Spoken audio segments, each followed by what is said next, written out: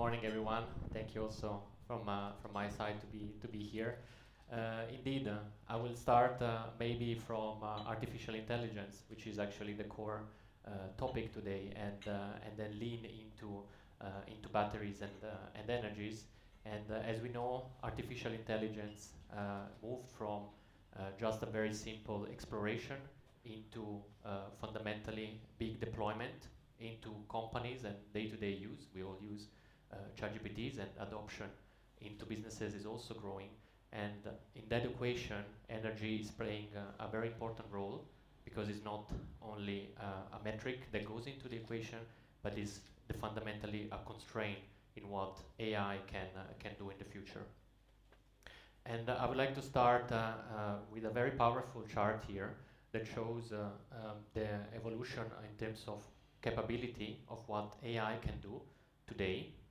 So this is not in the future, this is already today. AI can take over tasks that take a human being about an hour to perform. This was not possible, not even a few quarters ago. And that translates into adoption, of course. And adoption, we see already in certain sectors and business areas like professional services or IT, which is already at 30% and is expected to grow to 40%, not in a couple of years, but in a couple of quarters.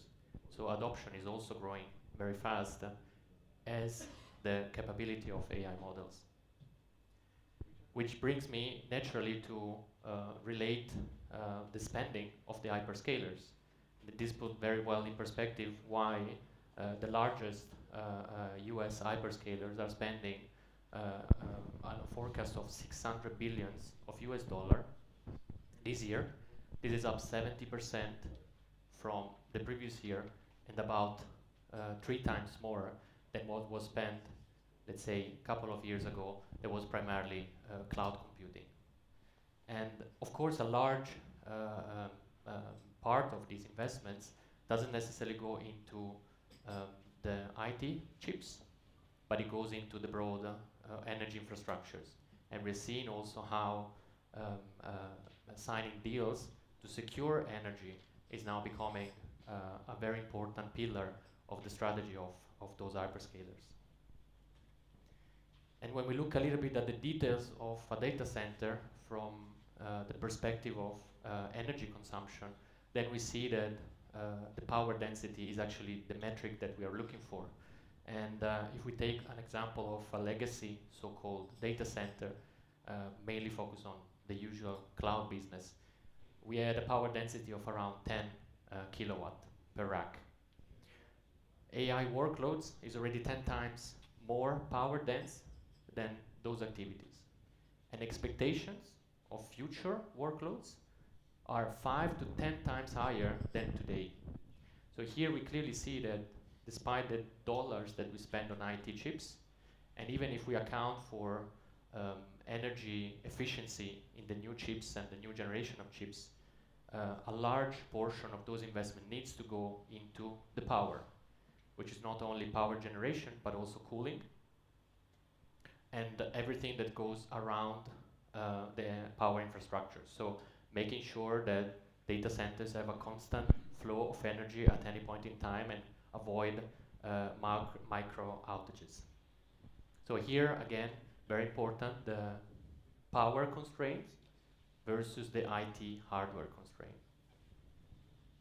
And when we zoom out from the micro of a data center rack into the global footprint of data centers in the world, this is a picture as of today from Bloomberg Intelligence, where we see each dot representing a data center and the size of the dot, the capacity of that data center.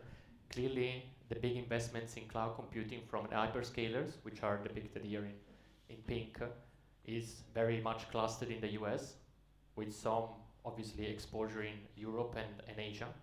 But if I move fast forward to 2032, then we have expectations of really explosion of data center capacity in the US, where we see clusters in Texas, Midwest, and Virginia. But here, look at the colors. Now they change. They're not pink anymore, majority. but they are yellowish and green. What does it mean? New players are coming over, and new players are entering the market. As an example, the big dot here, this is the well-known Stargate project, a consortium of OpenAI, Oracle, and SoftBank, which is expected to put on a 10 gigawatt data center. 10 gigawatt, this is equivalent to 10 large power plants. So the scale is really huge. Europe is following, of course, to a lesser extent. Key centers will be around Paris, London, Frankfurt, but Nordic countries are also stepping into it with abundance of renewable energies and also cooling efficiencies in the region. And for Asia, also their main hubs will be Singapore and Malaysia. So no surprise that when we look at the projections for the next 25 years, this is a bit of a long shot, but no surprise that data centers are actually the biggest contributors in terms of growth for what concern global electricity demand, which are expected to grow by 17%, which is outpacing by far in broad industrialization, heating, cooling, and the general electrification theme. When we look at then zooming into the US, here we see the historical power, sort of electricity demand for US data centers that you can see has remained pretty flat over the past 10 years. It started to pick up now in 2023, 2024, but overall it was fairly stable because that was sort of the base of cloud computing, right? Now we're entering into the AI world, and here I show kind of a broad dispersion of forecast, because of course everyone has their view. The future is uncertain by definition, and despite sort of the broad range of forecasts for 2030, the direction is pretty clear. And if we take an average of those forecasts, which ranges between Boston Consulting Group being the more optimistic one, and Bloomberg Intelligence being let's say the less optimistic one, on average we have about 3 times more energy demand than today just for data centers. And obviously this leans into the concept of energy storage solutions. So the demand is strong. It's going to account for a big portion of the energy need.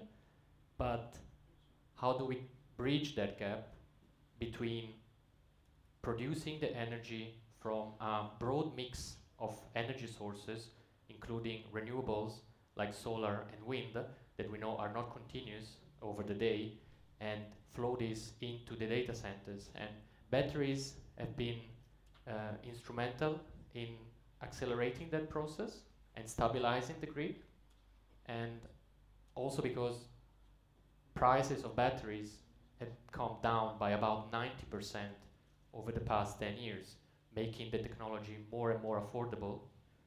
And we see on this chart the forecast in terms of global battery capacity that have been revised upward year after year over the last 5 to 7 years.